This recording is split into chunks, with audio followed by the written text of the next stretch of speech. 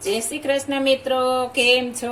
મજામાં ને? આ મસ્ત મજાની ચાટ લઈને આવી છું. આ ચાટ તમે ક્યારે પણ બનાવી નહીં હોય. આપણે ચણાની, સિંગદાણાની બધાની ચાટ બનાવી હશે, પણ તમે આ ચાટ ક્યારે પણ નહીં બનાવી હોય. આ ચાટ બનાવવા માટે મેં ઘઉં લીધા છે. આપણે ઉનાળામાં ઘઉંની ચાટ ખાશું તો આપણે ઠંડક મળશે પેટમાં, એટલી મસ્ત આપણે આ ચાટ બનશે. આ ચાટ બનાવવા માટે મેં 1 કપ ઘઉં લીધા છે. એકદમ સરસ ધોઈને આપણે પલાળી દેવાના છે 1 દિવસ માટે.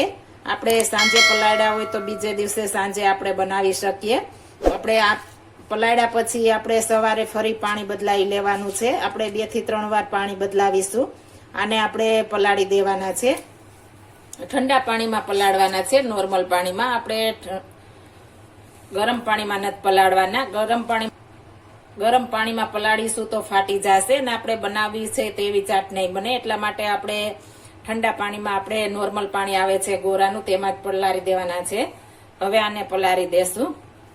આપણે સરસ પલળી ગયા છે. આ રીતના પલળવા જોઈએ. આપણે પ્રેશર આ રીતના કરીએ ને ચેપાઈ જાય તે રીતના આપણે પલળવા દેવાના છે. હવે આને આપણે બાફી લેશું. આપણે કુકરમાં 2 કપ પાણી લઈ લીધું છે. તેમાં આપણે ઘઉં એકદમ સાફ ધોઈ નાખવાના છે 3 થી 4 પાણીએ, ત્યારબાદ જ બાફવા નાખવાના છે. નકર તમારે આમાં વાસ આવશે. એટલા માટે એકદમ સરસ ધોઈને પછી જ નાખવાના છે. અને બાફવામાં આપણે થોડું નિમક નાખી દેશું સ્વાદ પ્રમાણે. હવે આને આપણે 4 થી 5 વિસલ વગાડશું. આપણે ઘઉંને બફાતા થોડી વાર લાગે છે, એટલે 5 વિસલ વગાડી લેશું. આપણે બફાય ત્યાં સુધીમાં મસાલા તૈયાર કરી લેશું.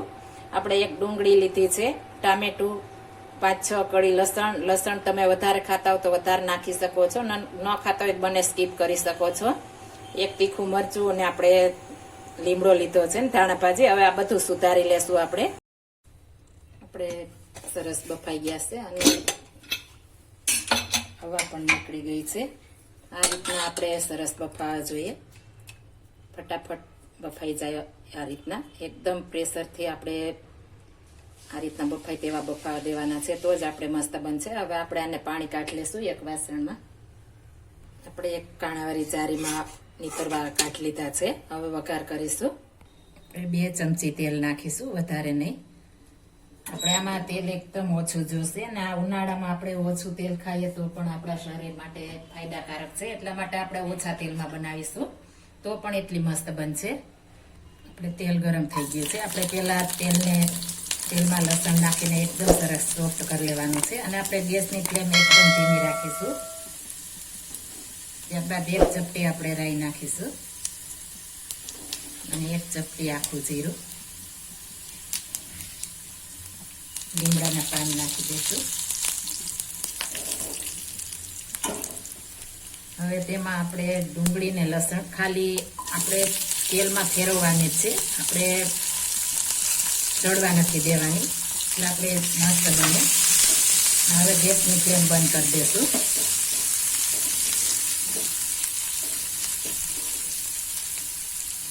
તેમાં ટામેટું નાખી દઈશું.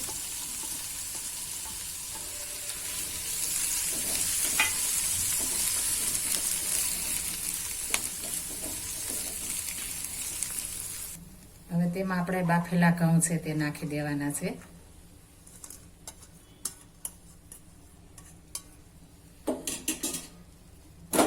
પેલા બધું સરસ મિક્સ કરી દેવાનું છે, ત્યારબાદ જ આપણે મસાલા કરવાના છે.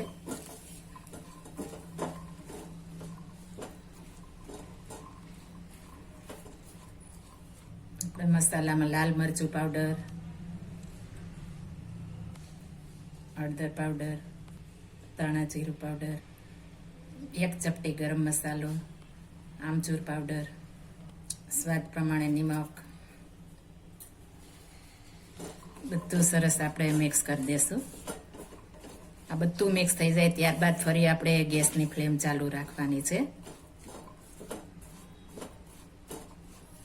આપણે અડધી મિનિટ માટે 30 સેકન્ડ માટે આપણે ચૂલા ઉપર રહેવા દેશું. જો તમે વધારે તીખું ખાતા હો તો નાખી શકો છો લાલ મરચું પાવડર, પણ મારે નાના બાળકો માટે છે એટલે મેં મીડિયમ કર્યું છે તીખું. હવે ગેસની ફ્લેમ બંધ કરી દઈશું. ઉપરથી આપણે ધાણા ભાજી સ્પ્રિંકલ કરી દઈશું. એ મસ્ત મજાની ચાટ તૈયાર થઈ ગઈ છે, એકદમ સરસ. તમે આ ચાટ નાના બાળકોને આપણે લંચ બોક્સમાં પણ ભરી શકીએ છીએ. અને પેલાના માણસો આને ઘઉંની ઘૂઘરી પણ કહેતા. આપણે દાદી નાની વખતમાં આને ઘઉંની ઘૂઘરી બોલતા અને રોંઢળી કહેતા. હવે આપણે ઉનાળામાં રોંઢે આ વસ્તુ બનતી. આપણે ચણાની ચાટ બને, આ ઘઉંની ચાટ બને, એકદમ મસ્ત બને છે. આપણે જોતા જ મોઢામાં પાણી આવી જાય તેટલી મસ્ત આપણે આ ચાટ બને છે. આપણે આ રીતના બનાવીશ તો ઘરમાં બધા ખાશે. અને ઉનાળામાં આપણે લાંબો દિવસ હોય છે તો ભૂખ પણ એટલી આપણે લાગતી હોય છે, તો આ રીતના બનાવી હશે તો બધાની ભૂખ છીપાઈ જશે. એટલી મસ્ત બને છે આ. તમે એકવાર ટ્રાય મારીને મને જણાવજો કે આ કેટલી મસ્ત બની છે કે નહીં. આપણે મસ્ત મજાની ઘઉંની ચાટ તૈયાર થઈ ગઈ છે, એકદમ સરસ. અને ટેસ્ટ પણ કરીશું. એટલી મસ્ત આપણે આ ચાટ બની છે કે વાત જ પૂછોમાં. જો આ મારી રેસીપી પસંદ આવી હોય તો મારી ચેનલ લાઈક, શેર અને સબસ્ક્રાઇબ કરી દેજો. ફરી મળીશું નવી રેસીપી લઈને. જય Shri Krishna. Thank you for watching guys.